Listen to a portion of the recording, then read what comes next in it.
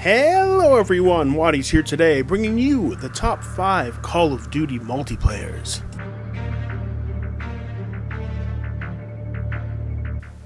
Now this was a difficult list to do because it is harder to make a bad Call of Duty game than a good one. But, after a lot of consideration, I've narrowed it down to 5 choices that I feel represent the franchise best. Now, before we go forward, I would just like to remind you all of my 3 pillars that make a great multiplayer game, being that it controls well, it rewards skill, and it is in some way fun.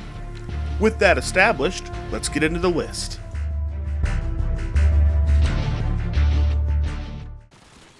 Opening up the top 5 is the classic, but great Call of Duty 2. This game came out a decade ago in 2005, and is the last time that Studio Infinity Ward made a World War II game. One of its key innovations is in the first use of the IW engine, which Call of Duty is still being built on to this day. The engine is an important component of Call of Duty's smooth feel and its ability to consistently reach 60 frames per second on consoles.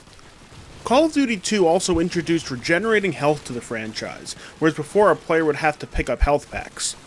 This kept gunfights on an even playing field, as players wouldn't be penalized for having previously been in a battle. All of this on top of the well-done World War II atmosphere, and Call of Duty 2 earned its place as the 5th best multiplayer in the Call of Duty series. The 4th spot belongs to the most polarizing game of the franchise, Call of Duty Modern Warfare 2. On one hand, I want to rank this game higher, because it has great maps, a fantastic netcode, and solid gunplay. But on the other hand, Modern Warfare 2 fell flat, where it allowed players to have way too much firepower, and that just led the game to feel uncontrollable most of the time.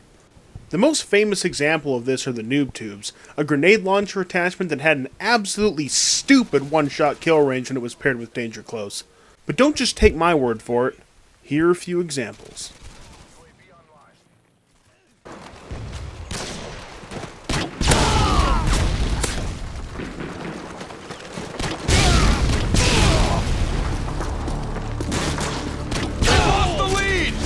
The issue is that when I get a kill, I don't feel like I deserved it, and when I die, there's nothing I could have done to stop it, which makes it feel like my own actions had no impact on the actual result of the game.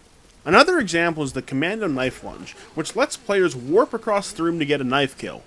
The problem is that they're invincible during this time, making it so that they can't be killed, leading to another source of infinite frustration.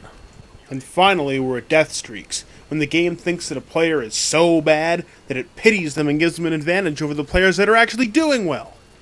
But, despite all its flaws, Modern Warfare 2 still has as solid of a core as Call of Duty comes, and that's why it is the 4th best Call of Duty multiplayer. Number 3 is perhaps the most important game of the franchise, and that's Call of Duty 4 Modern Warfare. Now, Call of Duty was popular well before COD 4 came out, but this is the game that turned it into the mega franchise that it is today, and that's because it's a game that you just never wanted to stop playing.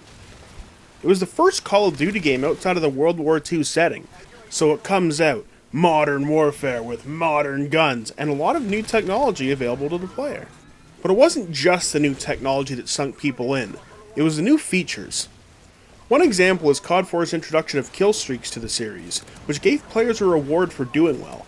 If they get 3 kills in a row, they get a radar, 5 an airstrike, and 7 a helicopter. And that made players want to play more and more and more so they could get better and better and better and eventually be able to use those rewards. But even so, the addiction level went a little beyond the rewards. COD 4 gave players more customization than ever with Create a Class. This was largely enhanced with the introduction of perks that gave people a bit of an advantage based on their playstyle. The catch was that these were level gated, which means that people had a drive to keep going and unlock more things and adjust their class. COD 4 was also home to a lot of the gameplay innovations of the franchise, such as Sprint, which lets you move faster around the maps, or Bullet Penetration, which lets you shoot through the walls with guns.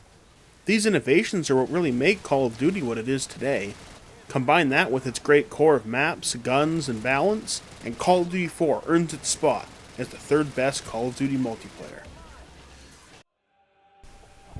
Treyarch took the series back to World War II one more time after COD 4, and gave us the 2nd best multiplayer of the franchise in Call of Duty World at War. World at War is a particularly interesting game because It takes the innovations that COD 4 gave to the franchise, from the sprinting to the bullet penetration to the perks to the progression system, and it brings it back to the old style of Call of Duty, that World War II setting with the World War II guns and even tanks, and it ends up creating one of Call of Duty's most unique experiences. But World at War is also a great game in its own right. From a design philosophy perspective, it has a long time to kill and long engagement ranges and bigger maps, promoting skilled gunplay and tactical movement. Another thing I love about World at War is that it really nailed the dark and gritty atmosphere of World War II, to the point it's a pretty frequent occurrence to see players' limbs flying off of them. And in this way, World at War is an extremely immersive game, but it also made decisions outside of the gameplay to create immersion. For example, there is nothing like having Kiefer Sutherland yell in your face for an entire game. As such, I'm not even going to try and describe it. I'm just going to give you it. Nobody won anything here! Bring in the dogs! We took a beating, but it ain't over yet! One more chance to put these bastards down! Outstanding, Marines! Out-fucking-standing! In conclusion, with World at War's gunplay, atmosphere, and unique feel, it earns its place as the second best Call of Duty multiplayer. If someone came up to me and gave me the chance to design my own ideal Call of Duty, there's a good chance it would end up remarkably similar to the #1 title on this list, Call of Duty Black Ops. Now, Black Ops is special because in many ways it learned from its predecessors. It took what was great about those games, but held back the areas where they fell flat. For example, Black Ops came out on the heels of Modern Warfare 2, so while Treyarch built on its excellent core, they cut down on the firepower and focused on gun skill. And this was a common theme throughout Black Ops development. The developers specifically noted how they wanted to put focus into increasing recoil in the guns and taking out stopping power, and as such, the most overpowered gun in Black Ops still kills slower than the other games. This trend continued with Black Ops map design. It took the general philosophies of World at War maps, but it made things a lot more consistent. If we take the map currently on screen, WMD, it's small enough so that you can always find action if you want it, but large enough that you can play sneaky and flank around should you choose. It also has a strong sightline variety, with small, medium, and long ranges all represented. And to top it all off, the map flows really well with the use of its 3-lane map structure. With this design, when I get a kill in Black Ops, I feel like I deserved it, and when I die, I feel like it was my fault, so I want to keep bettering myself. And yet, despite all the praise that I give it now, Black Ops was actually a pretty jarring game on release considering its slower pace and worse graphics in comparison to Modern Warfare 2. But it's an acquired taste in that you learn to appreciate all these decisions. Despite its poor texture quality, Black Ops is a game of a very simple and basic look. It doesn't have the war-torn rubble visual clutter of the other games, and it's semi-colorful so that you can identify targets easier than ever. And then the slower pace is what makes it so that successes are earned and failures are a lesson. All in all, it's all these things combined that make Black Ops the best Call of Duty multiplayer.